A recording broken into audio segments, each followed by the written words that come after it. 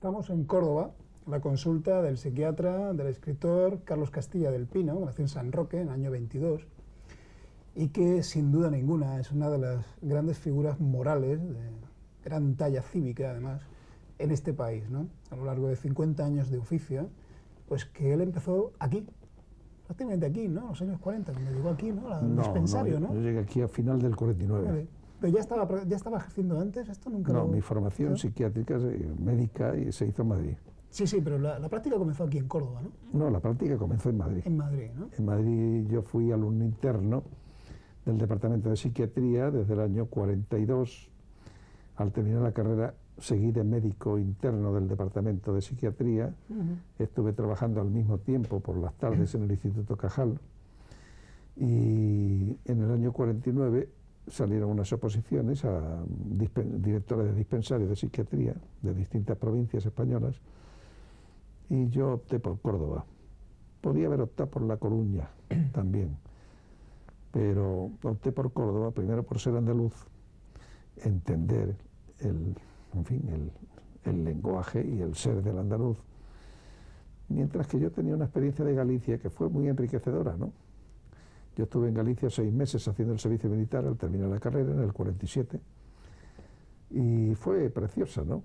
Tuve 6 meses, conocí muy bien Galicia, conocí a Gonzalo Torrente Ballester allí, que era director del instituto entonces, y con el que nos veíamos a diario. Y con él recorrí, al licenciarme, buena parte de Galicia. Pero yo vi ya pacientes allí, en Galicia, ¿no?, que se enteraron que un psiquiatra de Madrid, bueno, que estaba allí haciendo el servicio militar y entonces, pero venían de las aldeas en donde no sabían el castellano, sino el gallego cerrado, ¿no? Y después, pues, me resultaban muy impenetrables, ¿no? Por un problema de lenguaje, es curioso esto, ¿no? Un problema del lenguaje. El problema es, claro, el lenguaje es sustancial, claro, absolutamente fundamental. Claro.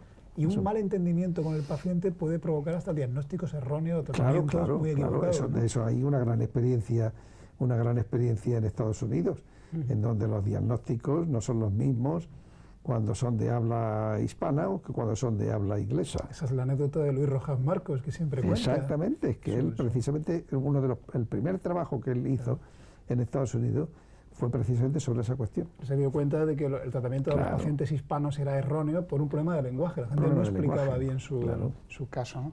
Bueno, yo es que me equivoqué. Cuando empezamos el programa he tenido que volver a grabar la presentación suya porque yo dije inconscientemente el psiquiatra cordobés. Y no es verdad. Usted nació en San Roque en el año 22. Sí. Pero bueno, como que parece ya de Córdoba de toda la vida, ¿no? Sí, sí. Bueno, como psiquiatra, claro.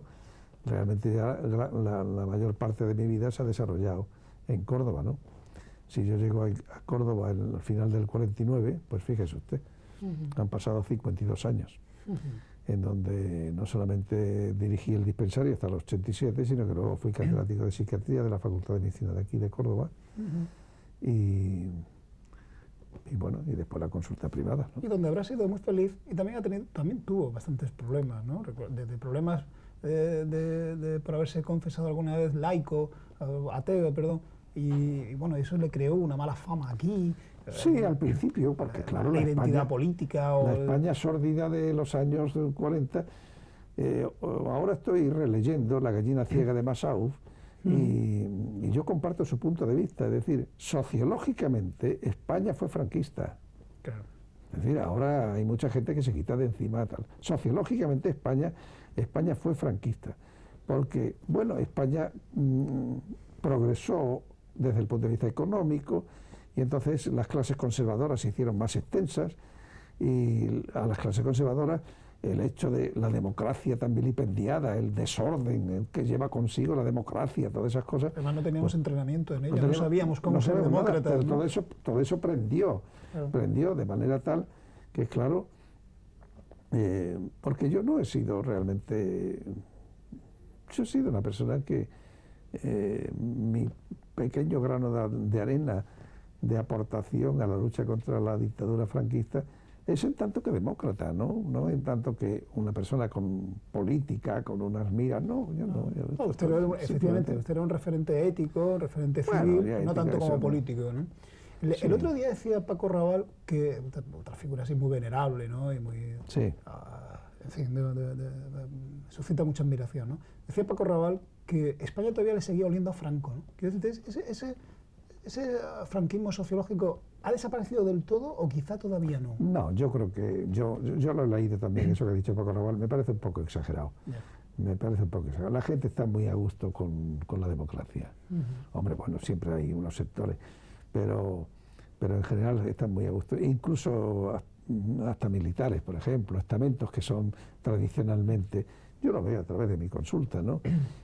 Que veo los estamentos más diversos, personas que pertenecen a los estamentos más diversos, y le puedo decir a usted que no, yo creo que España realmente el talante... Lo que pasa es que una democracia es siempre un sistema perfectible, porque la democracia se caracteriza, a diferencia de la dictadura, en que hay que progresar en la democratización.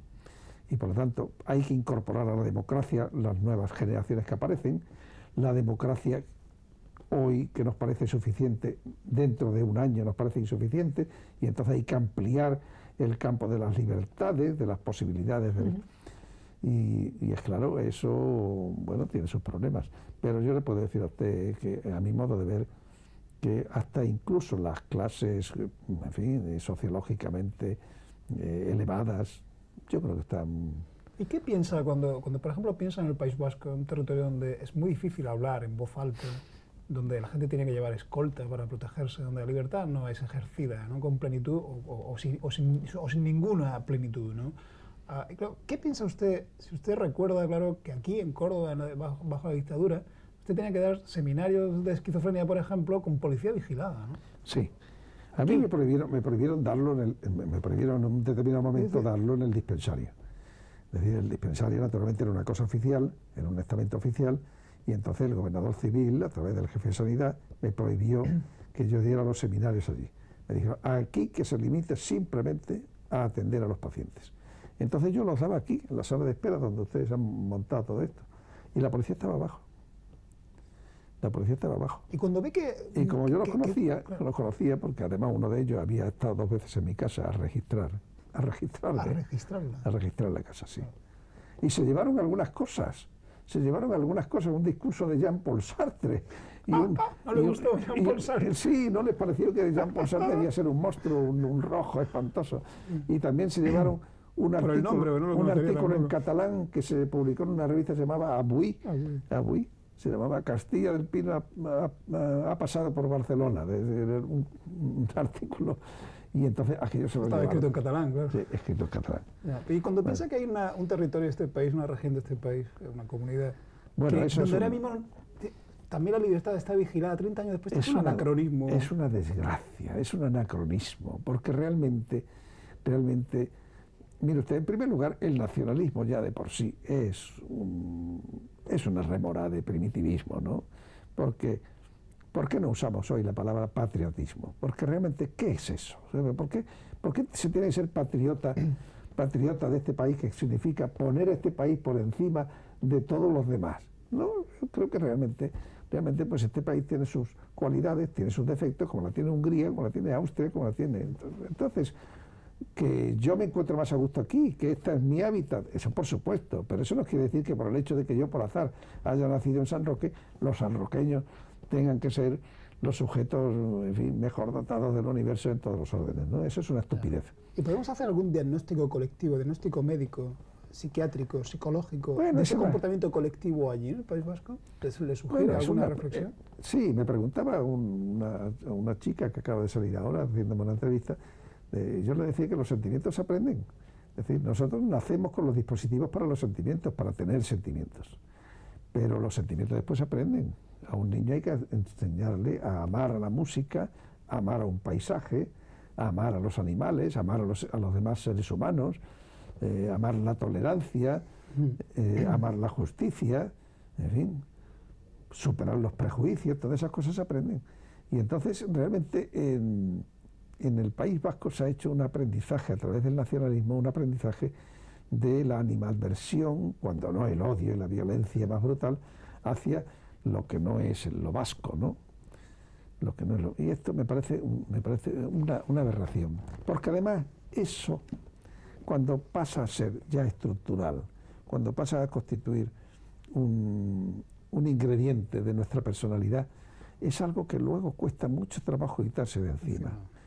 Usted se imagina estos que mataron al matrimonio Jiménez Becerril y que dicen, vamos a estar brindando un mes con cava por la muerte de este matrimonio. Bueno, realmente, ¿qué se puede hacer luego con esto? ¿Qué pueden hacer ellos luego en la vida? ¿Pueden hacer el amor? ¿Pueden hacer poesía? ¿Pueden contemplar un paisaje y recrearse en él? Yo creo que es imposible. ¿Y el momento en el que el monstruo se mira al espejo y se reconoce como monstruo? Sí, en ese espejo virtual que es el decirse Tiene que haber mismo, momentos así claro, para ellos también, ¿no? Claro. Mire usted, yo he tenido aquí en esta consulta, en la primera década de mi estancia en Córdoba, todavía vivían las secuelas de la guerra civil. Sí. Y he visto aquí gente que ha fusilado, gente que ha cometido vilezas, estas vilezas que describe, por ejemplo, Mario Vargas Llosa en la fiesta del chivo, ¿no? Sí. Es decir, gente que si no se complicó con el régimen, sí toleró, dejó pasar, no protestó, cuando tal. Fueron cómplices. Bueno, y entonces eso se paga de alguna manera. Claro, usted los ha visto aquí rotos y destrozados, ¿no? Algunos rotos, destrozados, y otros que no han querido saber nada de eso, pero que en el fondo, claro, en el momento que usted hay una parte de su persona que está marginándola, usted es un ser mutilado, ¿no? Es como si usted no quiere ver su brazo, ¿verdad? O no quiere ver su pierna, ¿no? Bueno, hemos empezado a hablar de otra manera, hemos empezado a hablar de sentimientos, de algún modo. El último libro de Carlos Castilla del Pino es esta teoría de los sentimientos, publicada en Tusquets, un libro que apareció hace meses y que ha sido un aldabonazo muy fuerte porque es de repente, y esto parece de entrada asombroso un poco, el primer vistazo científico global a un asunto que había sido tratado desmenuzadamente, pero no en un corpus teórico completo, ¿no? Los sentimientos tienen mala fama, tienen... no sé, ¿por qué no habíamos mirado dentro de los sentimientos? No es que tengan mala fama, es que el problema, la psicología ha tenido grandes éxitos siempre en el manejo de lo que llamaríamos el aparato cognitivo del ser humano. Sí. Es decir, la sensación, percepción, memoria, representación, asociación de ideas, raciocinio, resolución de problemas, en todo eso ha tenido grandes éxitos, porque es susceptible de medida, es susceptible de contrastar los resultados. Sí. Pero en el orden de los sentimientos el problema se plantea completamente distinto, y por eso las psicologías han hecho, por decirlo así, agua cuando se han tenido que ocupar de un capítulo que era ineludible, que era el mundo emocional. ¿Hay sentimientos buenos y sentimientos malos, o todos los sentimientos son útiles e incluso necesarios? Los sentimientos no son ni buenos ni malos, los sentimientos se tienen. Lo que son buenos o malos son las consecuencias que pueden deparar los sentimientos. Por ejemplo, odiar puede ser bueno. Puede ser bueno odiar. Hombre, claro, ¿por qué no? Odiar a la injusticia. ¿Usted cree que si no se hubiera odiado a la injusticia... motor de tantas revoluciones, ¿no? Claro, de tantas revoluciones, de verdaderas revoluciones, porque claro... Y de justas revoluciones. Y de justas, porque claro, no se trata de quitar a este para ponerme yo, sino quitar a este para que todos los demás podamos tener los mismos privilegios. De hecho, los llamados sentimientos negativos hayan sido quizá el mayor motor de la historia, ¿no? Si lo pensamos, por eso el odio, la venganza, la cólera, ¿no? Esos son prejuicios, sentimientos positivos y negativos. Hay amores que son destructivos. Amores con una dependencia absolutamente destructiva respecto del objeto amado, ¿no?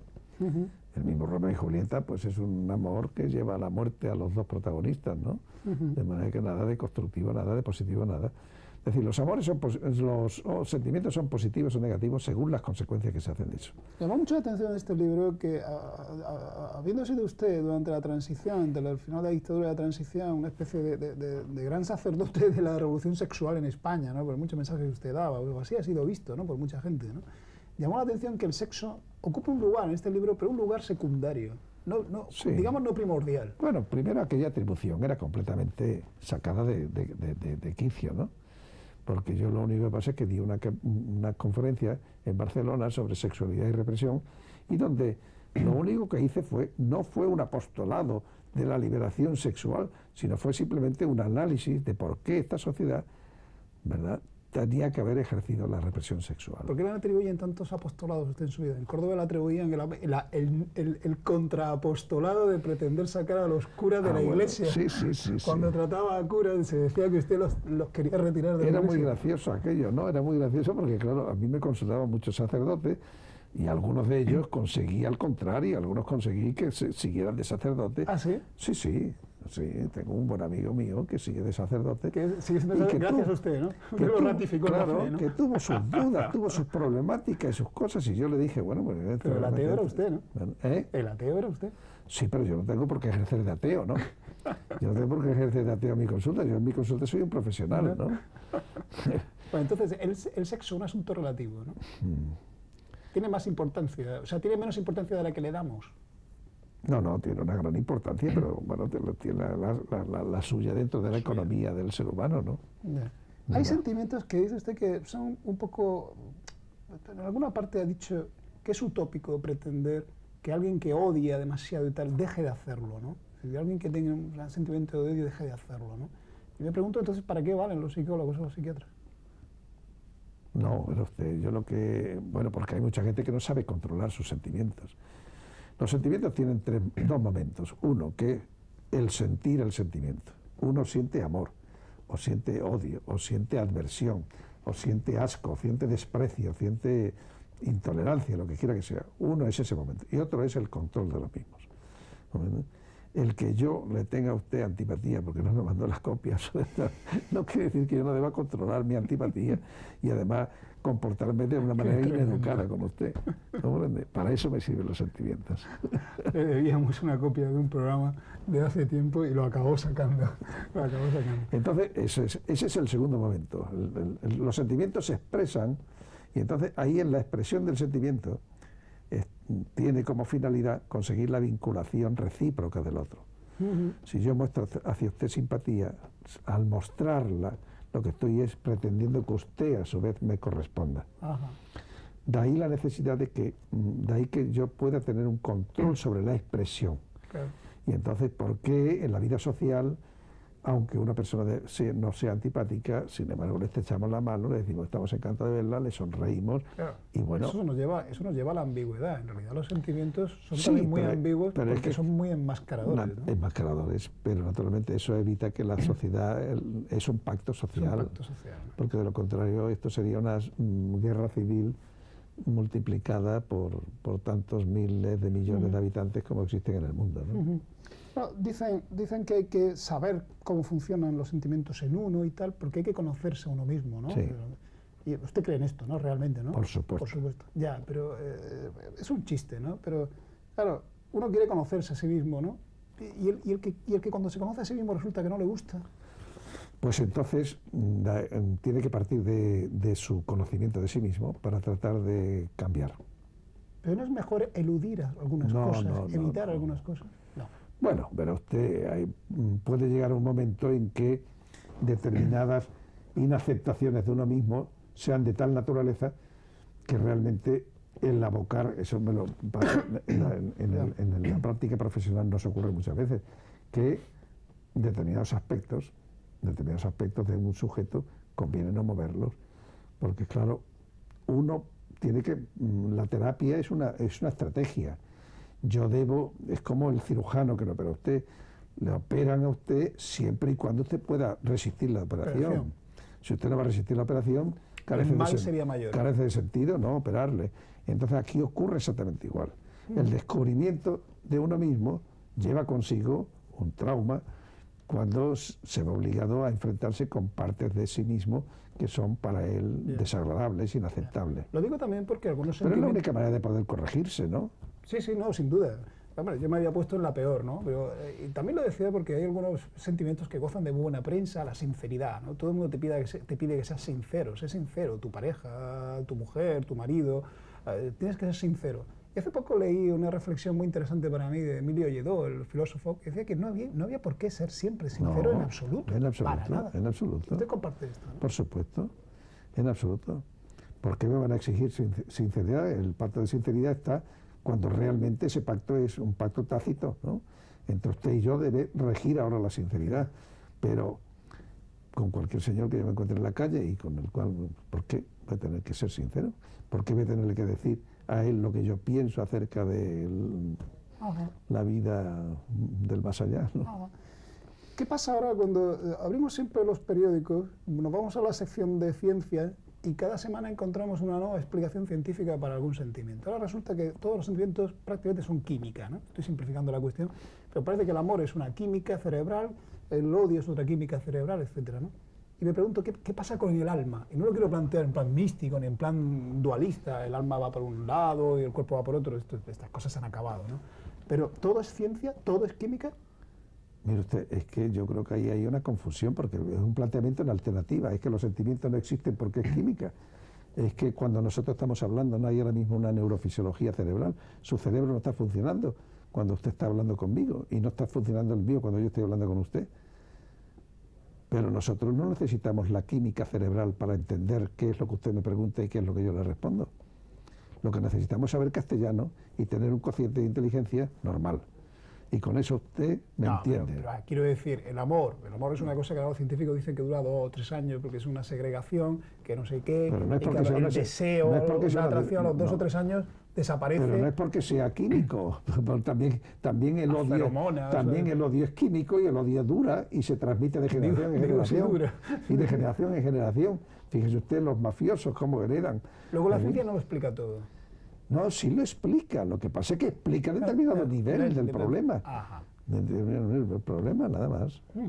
Pero una cosa sobre Pero vamos a ver, es que sobre esta cuestión hay los planteamientos son de una simplicidad verdaderamente extraordinaria. Mire usted, nosotros hablamos en virtud de que tenemos un aparato fonador y emitimos sonidos. Y esos sonidos se explican mediante la física. Hay una rama de la física que se llama acústica que trata de eso, de los sonidos. ¿Usted cree que realmente el que nosotros nos entendamos ahora entre usted y yo depende de la física o no? No, para nada. Pues entonces, pero es condición indispensable, porque si yo no tuviera aparato fonador, no emitiría sonidos. Claro. Y usted no me entendería. Y si usted no tuviera aparato auditor, de audición, con el cual los sonidos míos le imprimieran en su tímpano y le transmitieran a su cerebro, usted no me entendería. Claro, esto nos lleva a otra cosa, ¿no? Es decir, no somos iguales, no partimos de la misma línea, ¿no? Efectivamente, ¿no? Lo digo a colación de los sentimientos que tienen que ver con la estética, ¿no? Todo el mundo quiere ser guapo, todo el mundo quiere agradar, todo el mundo quiere cuidar más o menos su cuerpo de alguna manera, ¿no? Y estas cosas, sin embargo, ahora pues han caído en un desprestigio, son criticables, ¿no? ¿Por qué? Eso digo yo. ¿Por qué? No lo comprendo. ¿Quién los critica? Están mal vistos socialmente, ¿no? ¿El qué? Se reprocha, ¿no? Que el culto al cuerpo, por ejemplo, se dice Siempre peyorativamente. Siempre se le ha dado el culto al cuerpo. Siempre se le ha dado Siempre se le ha dado el culto al cuerpo. ¿El vestuario qué es? Claro. Una forma de distinguirse, una forma de claro, seducir, ¿no? ¿El vestuario qué es? Una forma de llamar la atención, naturalmente, ¿no? El hombre, desde que existe el ser humano, la especie humana ha adoptado ornamentos. Claro. Y ese ornamento es precisamente el cultivo del cuerpo.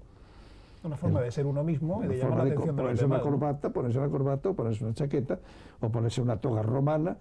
O sea, no hay nada censurable en ello, ¿no? Yo no lo comprendo que sea censurable. Ajá. Se hace mucha moralina, mucha moralidad de los sentimientos, ¿no? Hombre, realmente, verá usted, alimentarse es necesario, pero hiperalimentarse puede ser perjudicial. Claro. También el cultivo del cuerpo es necesario. Usted no puede venir aquí si no es con unas condiciones determinadas de su cuerpo. Usted no podría venir aquí, por ejemplo, en calzoncillos. No lo he intentado, ¿no? No, es que ni se le pasa por la cabeza. Usted tiene que cumplir unas determinadas reglas. Si usted mañana le dice que Juan Carlos quiere hablar con usted, usted inmediatamente cambia su vestuario. ¿Comprende? No le dicen en la Casa Real cómo tiene usted que ir vestido, es que usted ya comprende. No, la primera vez que hice una gira con el rey me puse el traje de chaqueta, ¿sabes? Claro. Y cuando vi que nadie lo llevaba, la segunda gira que hice con él, una gira informativa, ya dejé de usarlo, no creo. Me ha llamado mucho la atención, ¿no? Que los días previos a grabar esta entrevista, Usted ha recibido el premio de investigación Andalucía, lo cual me induce a dos reflexiones, ¿no? Recibe el premio Andalucía de investigación con 78 años. Usted es tan activo, usted no se jubila, ni lo jubila el Boletín Oficial del Estado, claramente, claro. No, el Boletín Oficial me jubiló en el año pero no lo ha conseguido. En el año 87. Pero no lo ha conseguido. Aquí estamos, hablando de su consulta, ¿no? Bueno, el Boletín Oficial no manda aquí, ¿eh? Claro. Y por otra parte, premio de investigación. Investigación, ciencia y Andalucía son tres palabras hasta ahora bastante reñidas, ¿no? Sí. ¿Por qué cree que en esta región tan propicia a crear creadores, a producir creadores líricos, creadores artísticos, etc., sin embargo es como si tuviéramos un divorcio con la ciencia, ¿no? Con los sistemas de pensamiento, sistemas de ideas? ¿Por qué? Sí, mire usted, pareciera como si el Mediterráneo tuvo una etapa en la cual cumplió un cometido fundamental en el pensamiento, ¿no? Porque claro, toda la filosofía griega, los mismos, en fin, de pensamiento romano, pero en fin, sobre todo la filosofía griega, y después la filosofía árabe, ¿no? Pero después Andalucía, después la ciencia pasa a ser cultivada por países de la Reforma Protestante. Y eso no es en balde, eso no pasa porque sí, no pasa por azar. Eso pasó, yo creo, que porque realmente fueron los países en los cuales el trabajo fue un ingrediente religioso. Y el trabajo tenía que ir íntimamente ligado y conectado con la técnica y con la ciencia. Por una parte la invención y por otra parte el raciocinio, ¿no? Eso está muy bien estudiado por Max Weber y eso hizo que el pensamiento y la ciencia se desplazaran hacia otras latitudes. El norte. Hacia Europa, hacia el norte. Hacia el resto de Europa. De ahí que en un determinado momento el ideal de todos los reformistas españoles fuera la europeización de España. Claro. Ese era el ideal de Giner de los Ríos, de don José Ortega y Gasset, de Cajal, de don Blas Cabrera. De una paradoja, siendo nosotros, como fuimos históricamente, el motor de Europa en su momento. Sí, sí, pero no un motor científico. No, ni un no, motor histórico.